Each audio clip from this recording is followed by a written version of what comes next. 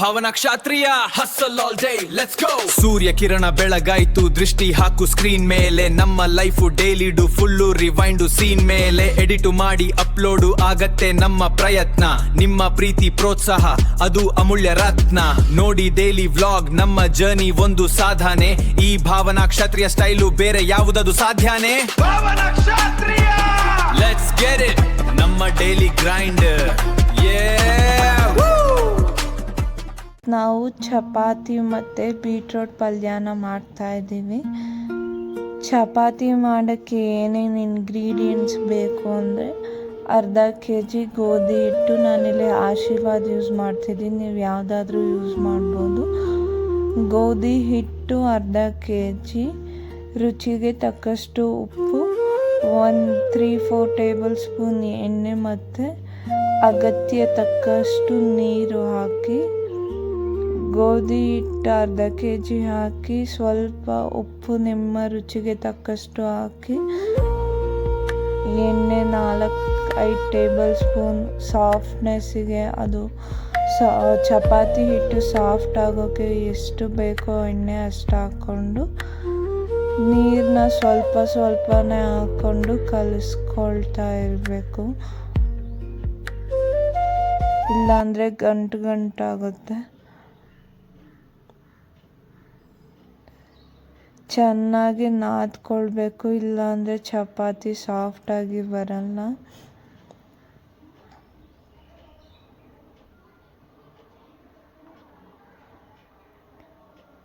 ನೋಡಿ, ನಾನು ನೀಟಾಗಿ ರೌಂಡಾಗಿ ಮಾಡ್ಕೊಂಡಿದ್ದೀನಿ.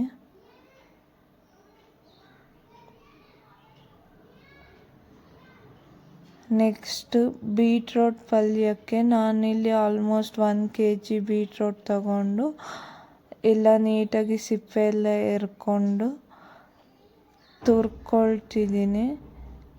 ಸಣ್ಣ ಗ್ರೇಟರಲ್ಲಿ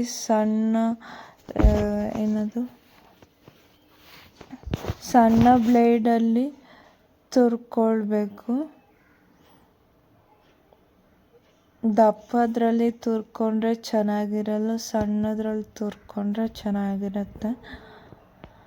ಬೀಟ್ರೋಟ್ ಪಲ್ಯಕ್ಕೆ ಏನೇನು ಇಂಗ್ರೀಡಿಯೆಂಟ್ಸ್ ಬೇಕು ಅಂದರೆ ಬೀಟ್ರೋಟ್, 1 ಈರುಳ್ಳಿ, ಕಡಲೆಬೇಳೆ, ಉದ್ದಿನಬೇಳೆ, ಸಾಸಿವೆ, ಕರ್ಬೇವಿನ ಸೊಪ್ಪು ಇಷ್ಟು ಬೇಕಾಗುತ್ತೆ.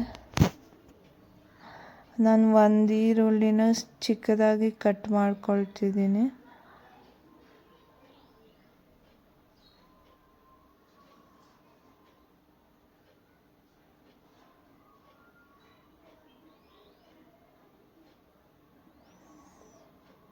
ಚಿಕ್ಕದಾಗಿ ಕಟ್ ಮಾಡಿಕೊಂಡ್ರೆ ಬಾಯಿಗೂ ಅಷ್ಟು ಸಿಗಲ್ಲ, ಆಮೇಲೆ ನೀಟಾಗೂ ಇರುತ್ತೆ. ಮೆಣಸಿನ್ಕಾಯಿ ನಿಮ್ಮ ಖಾರ ಎಷ್ಟಿದೆಯೋ ಅಷ್ಟಕ್ಕೆ ತಗೊಳ್ಳಿ. ನಾನಿಲ್ಲಿ 6 ಮೆಣಸಿನ್ಕಾಯಿ ತಗೊಂಡಿದ್ದೀನಿ.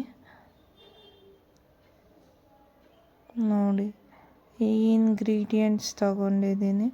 ನನಗೆ ಚಪಾತಿ ರೌಂಡಾಗಿ ಹೊಸಿಯೋಕ್ಕೆ ಬರಲ್ಲ, ಯಾವುದೋ ಒಂದು ಶೇಪಲ್ಲಿ ಹೊಸಿತಾ ಇದ್ದೀನಿ. ರೌಂಡಲ್ಲಿ ಹೆಂಗೆ ಚಪಾತಿನ ಹೊಸಿಯೋದು ಅಂತ ಕಮೆಂಟ್ ಮಾಡಿ ತಿಳಿಸ್ಕೊಡಿ.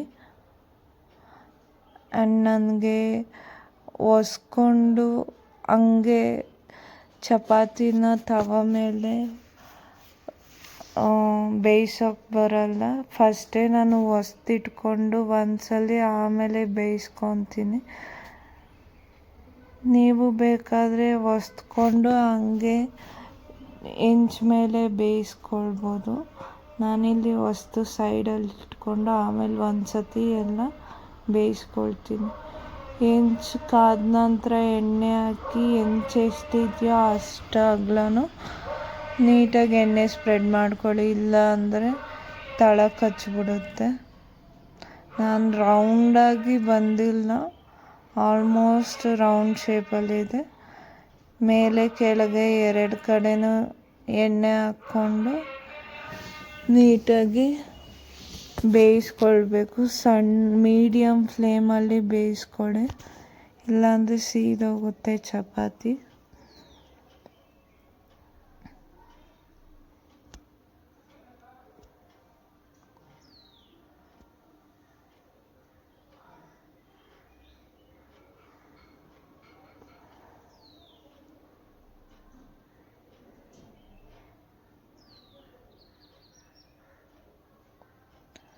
ಎರಡೂ ಕಡೆ ಕೈ ಆಡಿಸ್ತಾನೆ ಇರಬೇಕು. ಒಂದೇ ಕಡೆ ಬಿಟ್ಟರೆ ಸೀದೋಗುತ್ತೆ, ಆಮೇಲೆ ಟೇಸ್ಟು ಹೊಲ್ಟೋಗ್ಬಿಡುತ್ತೆ ಚಪಾತಿದು.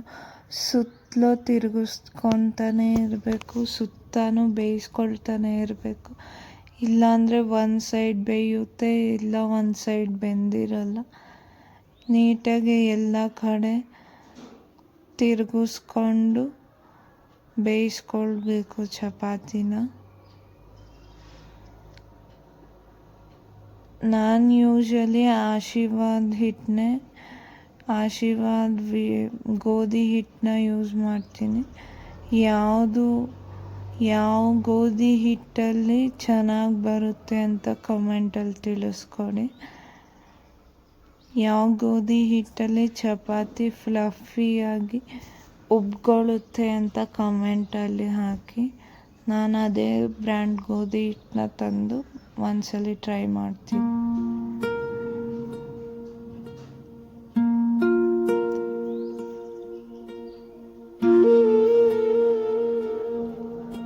ಚಪಾತಿಗೆ ಬೀಟ್ರೂಟ್ ಪಲ್ಯ ಕಾಂಬಿನೇಷನ್ ಚೆನ್ನಾಗಿರುತ್ತೆ, ಅದಕ್ಕೋಸ್ಕರ ಬೀಟ್ರೂಟ್ ಪಲ್ಯ ಮತ್ತು ಚಪಾತಿ ಮಾಡ್ತಿದ್ದೀನಿ. ನೀವು ಬೀಟ್ರೂಟ್ ಬದಲು ಕ್ಯಾರೆಟ್ನ ಯೂಸ್ ಮಾಡ್ಬೋದು, ಕ್ಯಾರೆಟು ಕೂಡ ಕಾಂಬಿನೇಷನ್ ಚೆನ್ನಾಗಿರುತ್ತೆ.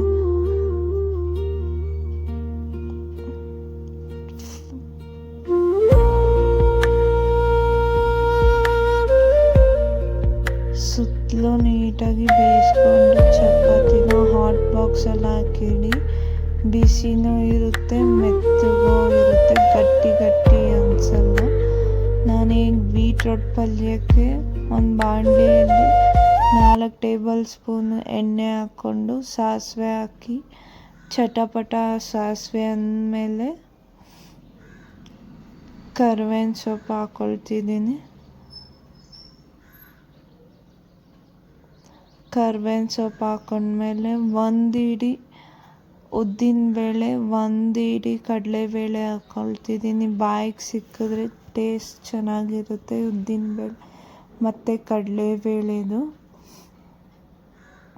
ಈ 2 ಉದ್ದಿನಬೇಳೆ ಮತ್ತು ಕಡಲೆಬೇಳೆನ ಬ್ರೌನ್ ಕಲರ್ ಆಗೋವರೆಗೂ ಹುರಿಬೇಕು, ಇಲ್ಲಾಂದರೆ ಹಸ್ಕ್ ಹಂಗೆ ಇರುತ್ತೆ. ಮೆಣಸಿನ್ಕಾಯಿ ಹಾಕ್ಕೊಂಡು 3 ಒಂದೇ ಸತಿ ಫ್ರೈ ಮಾಡ್ಕೊಳ್ತಿದ್ದೀನಿ ನಾನು. ಕಡಲೆಬೇಳೆ ಉದ್ದಿನಬೇಳೆ ಬ್ರೌನ್ ಆಗೋವರೆಗೂ ಹುರಿಬೇಕು, ಇಲ್ಲಾಂದರೆ ಹಸ್ಕ್ ಇರುತ್ತೆ, ಬಾಯಿಗೆ ಕಟಿ ಅಂತ ಸಿಗಲ್ಲ,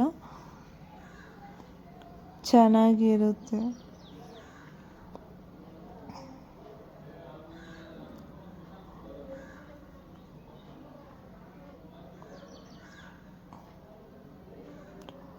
ನೀಟಾಗಿ ಗೋಲ್ಡನ್ ಫ್ರೈ ಆಗೋವರೆಗೂ ಚೆನ್ನಾಗಿ ಹುರಿರಿ.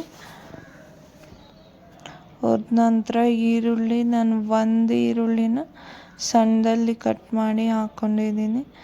ಈರುಳ್ಳಿನೂ ಬ್ರೌನ್ ಕಲರ್ ಆಗೋವರೆಗೂ, ಲೈಟಿಶ್ ಪಿಂಕ್ ಆಗೋವರೆಗೂ ಹುರಿಬೇಕು. ಆನಂತರ ಬೀಟ್ರೋಟು ತುರಿದಿಟ್ಕೊಂಡಿರೋದನ್ನ ಹಾಕಿ ನೀಟಾಗಿ ಕಲಿಸ್ಬೇಕು. ಲೋ ಫ್ಲೇಮಲ್ಲಿ ಇಟ್ಟು ನೀಟಾಗಿ ಕಲಸಿ. ಸ್ಟಾರ್ಟಿಂಗಲ್ಲಿ ಜಾಸ್ತಿ ಇರುತ್ತೆ, ಅದು ಬೇಯ್ತಾ ಸ್ವಲ್ಪ ಕಮ್ಮಿ ಆಗುತ್ತೆ. ತಿರುಗಿಸ್ತಾನೆ ಇರಿ. ಆಮೇಲೆ ನೀಟಾಗಿ ಮಿಕ್ಸ್ ಮಾಡಿ ಕಡಲೆಬೇಳೆ ಮತ್ತು ಉದ್ದಿನಬೇಳೆ ಈರುಳ್ಳಿ ಎಲ್ಲ ಒಂದೇ ಸೈಡ್ ಕುತ್ಕೊಂಡ್ಬಿಡುತ್ತೆ. ನೀಟಾಗಿ ಎಲ್ಲ ಕಲಿಸ್ಕೊಳ್ಳಿ, ಮಿಕ್ಸ್ ಮಾಡಿ.